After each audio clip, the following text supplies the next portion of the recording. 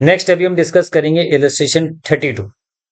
A limited has made a borrowing from RBC bank for ₹10,000 at a fix interest rate of 12% per annum.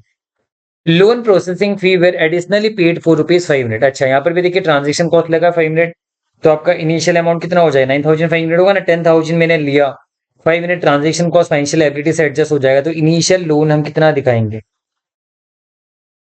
10,000 minus 500, यानी 9,500 पिछले question की तरह 9,500 दिखाएंगे। 31 में भी ऐसे किया था, रजिस्ट्रेशन 31 में।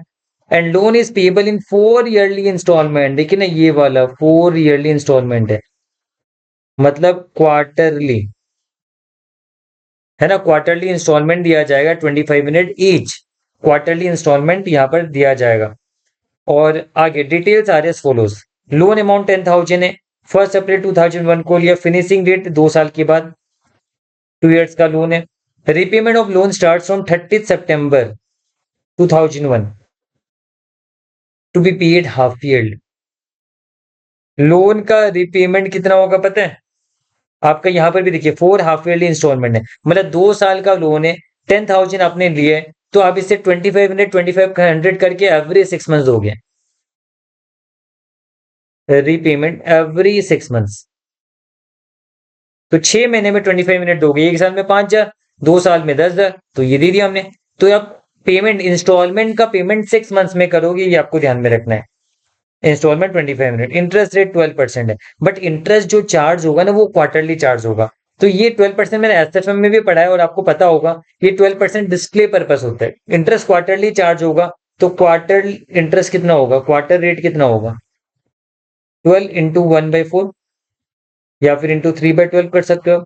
ये 3% होगा आपका, इतना इंटरेस्ट आपका क्वार्टरली चार्ज होगा 3%। चलिए हम यहाँ पर आगे हम देख लेंगे, हमारा तो ऐसे भी इफेक्टिव इंटरेस्ट रेट निकलेगा क्योंकि ट्रांजेक्शन कॉस्ट यहाँ पर लगा है। तो इसके लिए आप देखिए, यहाँ पर मैं आपको समझा रहा हूँ। अल्टीमेटली यहाँ पर शायद इफेक्टिव इंटरेस्ट रेट दिया हुआ है। देखिए इन्होंने हमें यहाँ पर निकालने को निका दे दिया, पिछले क्वेश्चन में हमने निकाला था आयरर, बट यहाँ पर हमने दे दिया, हम यहाँ पर क्योंकि इन्होंने बोला कि जो आपका अलग अलग रेट से है ना यहाँ पर, तो यानी ओवरऑल आपका जो सारे प्रेजेंट वैल्यू में पुल करोगे 16.6% आपका आएगा। ये हालांकि हम निकालते, हम फ्यूचर कैश फ्लोज को पुल करते और हम निकालते तो हमें पता चलता। और वो फ्यूचर कैश फ्लोज कैसा होगा मैं बता देता हूँ। देखिए 0th year, first 3 month, second 3 month, third 3 month, fourth 3 month. तो ये 4 3 मंथ फर्स्ट ईयर एंड हो गया, ये 3 3 महीना करके फर्स्ट ईयर एंड हो गया। फिर बाद में fifth 3 month, six 3 month, seven 3 month, 8 3 month, ये आपका सेकेंड ईयर एंड हो गया, है ना। और ये आपका हाफ ईयरली हो गया, फर्स्ट हाफ ईयर, और ये आपका नेक्स्ट हाफ ईयर हो गया, सेकेंड हाफ ईयर हो गया ये आपका, ऐसे करके ये आपका थर्ड, ये आपका फोर्थ हाफ ईयर, 2 साल हो गया आपका। अब देखिए यहाँ पर इन्होंने पेमेंट का क्या किस्सा बताया। एक तो बोला कि 10,000 हमें आज पैसे मिलेंगे, इसमें से ट्रांजेक्शन कॉस्ट हमारा लग जाएगा 5 मिनट का, तो 9,500 हमारे इनिशियल होने। और हमें हर साल चुकाना है कितना है, हमें हर साल 12% इंटरेस्ट चुकाना है। फेस वैल्यू में इंटरेस्ट चुकाया जाता है। इफेक्टिव इंटरेस्ट रेट तो कैलकुलेशन पर्पस के लिए जो पीएल में चार्ज होगा, चुकाएंगे हम हमेशा फेस वैल्यू में। तो लोन अमाउंट का फेस वैल्यू कितना, 10,000, इस पे 12% यानी 3 महीने का 3% करके चुकाएंगे क्वार्टरली, यानी 10,000 का 3% कितना होगा, 300। तो पहले क्वार्टर में 300 चुकाया जाएगा, सेकंड क्वार्टर में 300 चुकाया जाएगा, लेकिन सेकंड क्वार्टर में आपका हाफ ईयर हो जाएगा, और हाफ ईयर में जैसे हर 6 महीने में 25 मिनट का रिपेमेंट भी होगा, तो यहाँ पर 25 मिनट का रिपेमेंट भी होगा। अब जबकि आपका थर्ड 3 मंथ में प्रिंसिपल अमाउंट 10,000 ही रहा, क्योंकि 25 मिनट आपने रिपेमेंट कर दिया ना, तो आपका प्रिंसिपल अमाउंट कितना बैलेंस रहेगा, 10,000 आपका प्रिंसिपल था, आपने 25 मिनट पेमेंट कर दिया पहले 6 महीना में, तो 75 मिनट ही आपका प्रिंसिपल बचा ना। तो आगे जाके 75 मिनट पे आपका इंटरेस्ट चढ़ेगा, 3%, कितना होता है 225, इसमें भी 225, फिर यहाँ पर 25 मिनट चुका दिया जाएगा, है ना। अब 25 मिनट फिर से चुका दिया जाएगा, तो प्रिंसिपल अमाउंट बचेगा 5,000, उस पर 3%, 150, 150, और यहाँ पर 25 मिनट चुका देगा।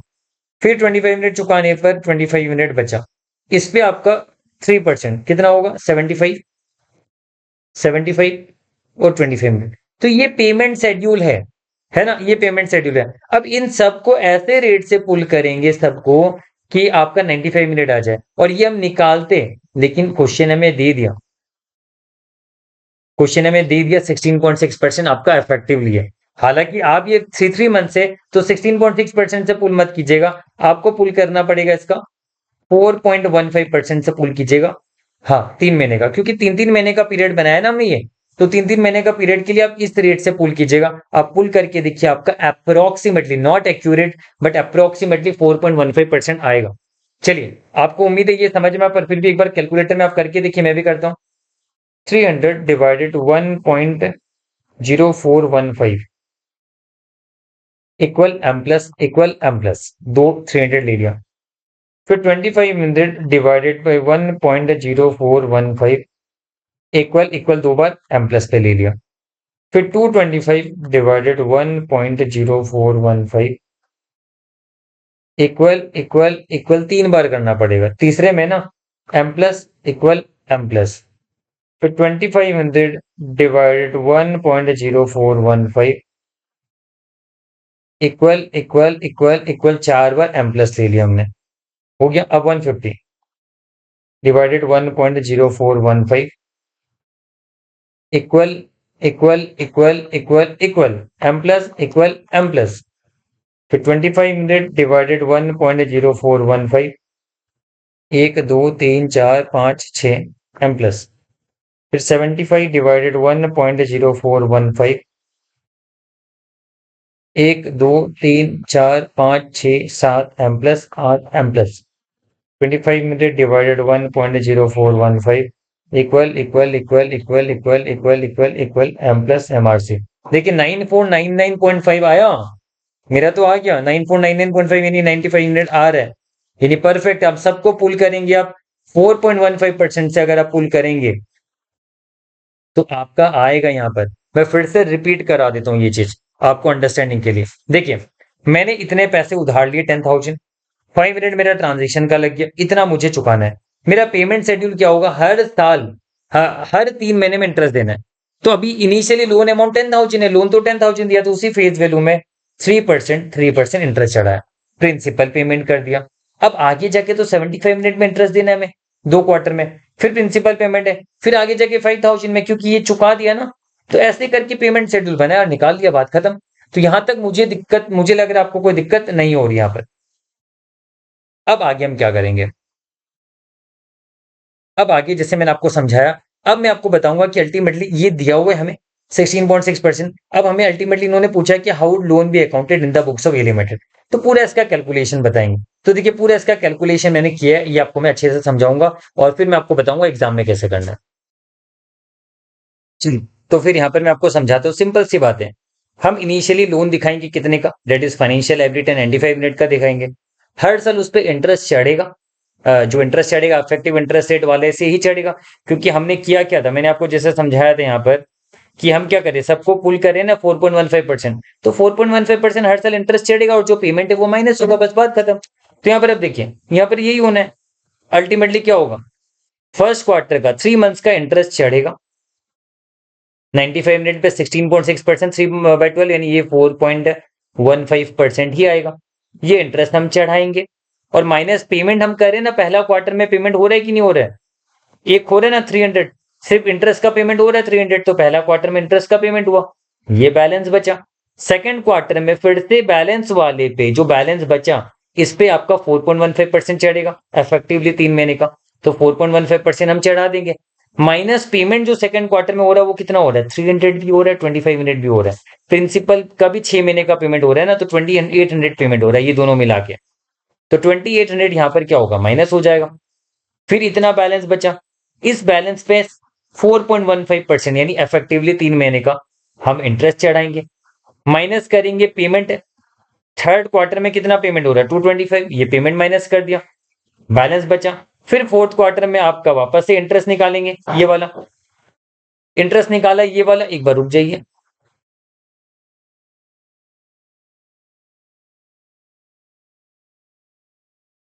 इंटरेस्ट चढ़ाया, फिर पेमेंट हमने कितना किया, इतना पेमेंट किया, ये बैलेंस आया। और फिर आगे कितना क्वार्टर चला गया, 1 2 3 चौथा, चौथे क्वार्टर में हम कितना पेमेंट कर रहे हैं? चौथे क्वार्टर में देखिए 225 और 525 मिनट पेमेंट कर रहे हैं, यानी 2725 का पेमेंट कर रहे हैं, बैलेंस बचा। फिर उस बैलेंस पे 4.15% चढ़ानी है, नहीं कुछ नहीं, हर साल 4.15% चढ़ाना है, और जो पेमेंट उस हर क्वार्टर में 4.15% चढ़ाना है इंटरेस्ट, और उसमें जो पेमेंट हुआ वो पेमेंट माइनस करना है। तो फिफ्थ क्वार्टर में 150 का पेमेंट हुआ, ये माइनस किया। फिर सिक्स क्वार्टर में इंटरेस्ट चढ़ाया 4.15% से बैलेंस ड्यू पे, और सिक्स क्वार्टर का पेमेंट है 25 मिनट और 150, माइनस कर दिया। सेवंथ क्वार्टर में भी इंटरेस्ट चढ़ाया और सेवंथ क्वार्टर में पेमेंट है 75, ये माइनस कर दिया। एट क्वार्टर में भी इंटरेस्ट चढ़ाया और एट क्वार्टर का पेमेंट है, दोनों मिला के 2575, माइनस कर दिया। अल्टीमेटली 3-4 रुपए का फर्क आएगा, मायने नहीं रखता, ये राउंड ऑफ हो जाएगा। तो ये पूरा हिसाब मैंने यहाँ पर दिखाया। अब देखिए मैंने जो दिखाया पूरा परफेक्ट है, कोई प्रॉब्लम नहीं है, और हमने तो देखा था 4.15% ही हमारा इफेक्टिव होता है, और इससे हमारा 95 मिनट आता भी है प्रेजेंट वैल्यू। आईसीए ने क्या किया, उनका करने का तरीका थोड़ा सा अलग है। हालांकि हमारा पूरा परफेक्ट है, कोई प्रॉब्लम नहीं है, पर खैर मैं चाहता हूँ आईसीए के हिसाब से अगर आपको जाने का मैंने, आप जा सकते हो। आईसीए ने क्या किया, उन्होंने कहा कि 16.6% इफेक्टिव है। आप डेट के हिसाब से नंबर ऑफ डेज लीजिए, और इन्होंने देखिए क्या क्या नंबर ऑफ डेज लिया। ये नंबर ऑफ डेज भी आप ले सकते हो, आराम से निकाल सकते हो, कोई प्रॉब्लम नहीं यहाँ पर। देखिए 1 अप्रैल 2001 से शुरू होता है, यानी पहला क्वार्टर क्या होगा, अप्रैल मई जून, है ना। अप्रैल मई जून होगा, तो अप्रैल में कितना दिन होते हैं, 30 डेज होते हैं, लेकिन 1 अप्रैल का शुरुआत है, तो आप 1 अप्रैल या 30 जून दो में से एक ही डेट ले सकते हो। तो चलिए हम एक काम करते हैं, 1 अप्रैल को स्टार्ट हुआ तो 1 अप्रैल हम कंसिडर नहीं करते। तो अप्रैल का महीना में कितना हुआ, 29 डेज हुआ। मई का महीना में कितना हुआ, 31 डेज हुआ। जून का महीना में 30 डेज हुआ, तो अल्टीमेटली 90 डेज होते हैं। तो ये अगर आप 91 डेज भी कंसीडर करते हो तो भी मुझे कोई फर्क नहीं लगता, उसमें कोई मायने नहीं रखेगा 1 डेज का। वो तो डिपेंड करेगा कि अलग अलग अकाउंटिंग करने वाले अलग अलग एंटिटी डिसाइड करेंगे कि वो अप्रैल से जून तक वो 91 डेज ले या 90 डेज ले। आईसीए ने 1 अप्रैल को कंसिडर नहीं किया, हालांकि मेरा मानना है कि 1 अप्रैल भी कंसिडर किया जाना चाहिए था, क्योंकि स्टार्टिंग ऑफ लोन 1 अप्रैल का बिगिनिंग ही मानेंगे तो 1 अप्रैल को भी कंसिडर करेंगे। लेकिन चलो ठीक है, यहाँ पर डिबेट रहेगा, उपाय नहीं है, दोनों ही करेक्ट है अपनी अपनी जगह पे। तो अप्रैल में जून का 91 डेज होता है, 90 डेज लिया। अब जुलाई अगस्त सितंबर, जुलाई में 91 डेज, जुलाई में 91 डेज होते हैं, अगस्त में 91 डेज होता है, सितंबर में सॉरी जुलाई में 31 डेज, अगस्त में 31 डेज, और सितंबर में 30 डेज होता है, तो 92 डेज हुआ।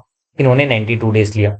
फिर आ गया अक्टूबर नवंबर दिसंबर, अक्टूबर 31, नवंबर 30 डेज, एंड आपका दिसंबर 31 डेज, है ना। तो 92 डेज हुआ, ये लिया, वही आपका सिलसिला चल रहा है। फिर जनवरी फरवरी मार्च, जनवरी 31, फरवरी 28, मार्च 31, 90 हो जाएगा आपका। फिर अप्रैल में जून का 91 है, मेरा मानना है ये भी 91 लेते ना तो ज्यादा अच्छा लगता। चलिए कोई प्रॉब्लम नहीं है। तो ये नंबर ऑफ डेज इस तरीके से निकाला, मतलब क्या क्या इसलिए ने कहा कि ये अमाउंट है, इतना लोन है, इंटरेस्ट 95 मिनट पे चढ़ेगा, 16.6% साल का है, 90 डेज का लिया, 91 डेज भी लोगे कोई प्रॉब्लम नहीं है। इंटरेस्ट 389 है, हमारा 394 है, इनका 389 है, वो हल्का सा डेज का फर्क आएगा। पेमेंट 300 किया, ये सेम है। फिर उस पे वापस से नेक्स्ट वाले अमाउंट पे 16.6% रेट के हिसाब से 92 डेज जो हमने निकाला, ये निकाला, देखिए हमारा 398, इनका 401 है। फिर पेमेंट सेम 2800 का पेमेंट हो जाएगा। फिर ये जो बैलेंस ड्यू है 7190, इस पे 16.6% 92 डेज करके अमाउंट निकाला, पेमेंट किया। फिर जो बैलेंस ड्यू है उस पर 16.6% का 90 डेज, जो मैंने यहाँ पर ये सारा बताया आपको, ये कैलकुलेशन जो है ना। तो ये डेज के हिसाब से पूरा सॉल्यूशन किया गया, और पेमेंट जो है वो तो सेम ही रहेगा, मतलब बस ये इंटरेस्ट का अमाउंट थोड़ा सा वेरी करेगा, ज्यादा नहीं, 1-2 रुपए का वेरी करेगा, और अल्टीमेटली लास्ट में एक हिस्सा खत्म हो जाएगा। तो यही पूरा हिसाब है, इसको इन्होंने टेबल का रूप दे दिया। अब मैंने अपने तरीके से पूरा अंडरस्टैंडिंग दे दिया, आप एग्जाम में चाहो तो ये टेबल बना सकते हो, देख सकते हो एग्जाम में आप टेबल बनाओगे, 1 अप्रैल को लोन दिखाओगे 10,000 का, फी पेड किया इतना, तो आपका 95 मिनट का बैलेंस रहेगा। अब 95 मिनट का बैलेंस पे आप क्या करोगे, इंटरेस्ट चढ़ाओगे। ये इन्होंने इंटरेस्ट को बाद में रखा, आप चाहो तो पहले टेबल में रख सकते हो। तो इस पे इंटरेस्ट बनाया 95 मिनट का, 16.6% 90 डेज करके इतना बनता है।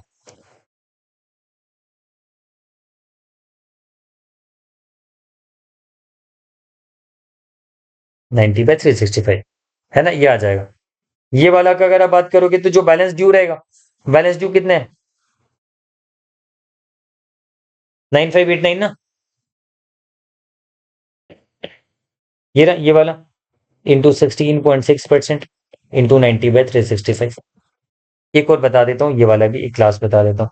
ये इसमें बैलेंस जो आएगा 7190, 16.6% इंटू 92/365, और ये वाला भी 92 होगा, है ना। और इसके लिए भी अगर आप बोलोगे तो बता दे, तो ये भी आपका क्या आएगा 7266, जो बैलेंस ड्यू है, 16.6% इंटू 90/365।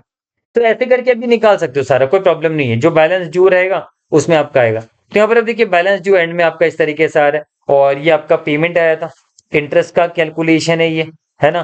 और ये आपका देखिए पहले क्वार्टर में 300 का पेमेंट होगा, नेक्स्ट में 300 और 25 मिनट, ये सारे पेमेंट हो गए। तो अल्टीमेटली अगर आप बोलोगे तो ये इंपॉर्टेंट है, हाईलाइट किया, बट डेज तो चलो ठीक है आप कर ही लोगे।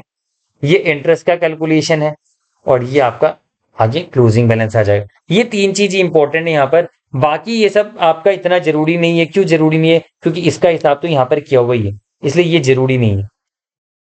और डेज आप चाहो तो डेज आप रख सकते हो, चलो मैं डेज को भी हाईलाइट कर देता हूँ। तो आप यहाँ पर इस तरीके से टेबल आईसीए का बनाना चाहते हो, टेबल ऐसे बना लो। अदरवाइज आप एक टेबल में एक सिंपल सा मैं बता देता हूँ आपको, यहाँ पर सिंपल टेबल भी बना सकते हो। लोन है 95 मिनट, है ना। इंटरेस्ट एट द रेट 16.6% करेंगे हम, पहला उसका तो आ जाएगा, कितना आएगा पहला वाला, 389 आ रहा है। पेमेंट हम करेंगे पहले क्वार्टर में कितना, 300 का। क्लोजिंग ये आ जाएगा 9589। फिर आगे 9589 पे इंटरेस्ट हमने कैलकुलेशन करना ही है, जो मैंने लिख रखा है ऑलरेडी, है ना। ये रहा 401 आएगा 9589 पे 16.6% और डेज का। आप चाहो तो एक डेज यहाँ पर रख सकते हो,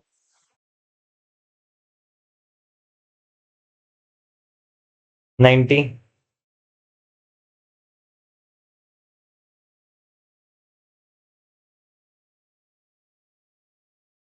एक बार खुद से ही इस तरीके से टेबल एक बना लीजिएगा, आपका प्रैक्टिस हो जाएगा।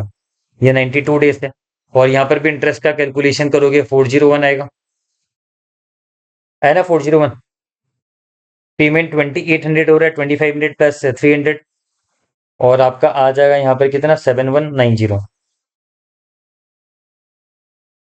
है ना। फिर 7190, 92 डेज है, और ये वाला नेक्स्ट आएगा 301। आप कर लीजिए 7190 इंटू 16.6% इंटू 92/365, और पेमेंट नेक्स्ट जाएगा 225 का। क्लोजिंग बैलेंस आ जाएगा 7266। एक और करा देता हूँ, नेक्स्ट आपका 90 डेज ही है शायद, 92 है, देख लेता हूँ। 92 90 डेज, हाँ ये आया। और इंटरेस्ट का कैलकुलेशन आप करोगे, जो मैंने कर रखा हुआ ऑलरेडी, 297। पेमेंट जाएगा 2725 मिनट 225, 2725, 4838 आएगा। तो मैंने अब एक साल का 4 क्वार्टर का कर दिया। ऐसे सेम आप करके आप एग्जाम में दिखा सकते हो, ये टेबल दिखा दीजिए, है ना, और एग्जाम, और आप कंटिन्यू कीजिएगा। टू बी कंटिन्यूड लिख दिया मैंने, आप इसे कंटिन्यू करके खत्म कीजिएगा। आपको एक बार प्रैक्टिस कर लेना चाहिए, इस तरीके से आपके लिए बेटर रहेगा, है ना। डन, यहाँ पर तो कोई प्रॉब्लम नहीं है। चलिए, तो ये क्वेश्चन हमने कंप्लीट कर लिया, सिंपल क्वेश्चन था, कुछ था नहीं, पूरा समझा दिया मैंने, इसका अंडरस्टैंडिंग पूरा दे दिया आपको, कोई प्रॉब्लम नहीं है। एंड थोड़ा सा टाइम दो, चलो लिख ही देता हूँ सारा फिगर यहाँ पर, क्या क्या है, 200 204 102 102,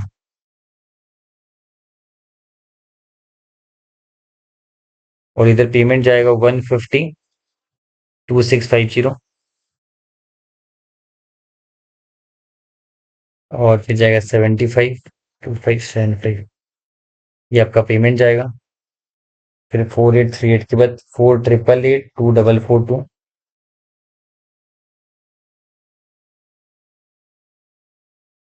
2469 2575, 69 के बाद नील हो जाएगा, ये यहाँ पर नील हो जाएगा।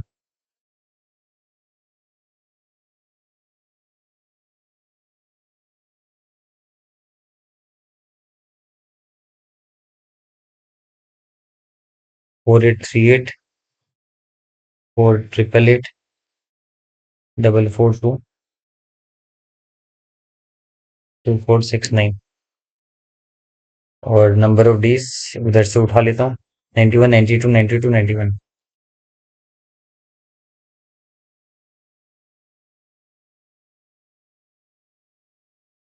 ये लास्ट वाला भी मेरे ख्याल से 90 डेज होना चाहिए था।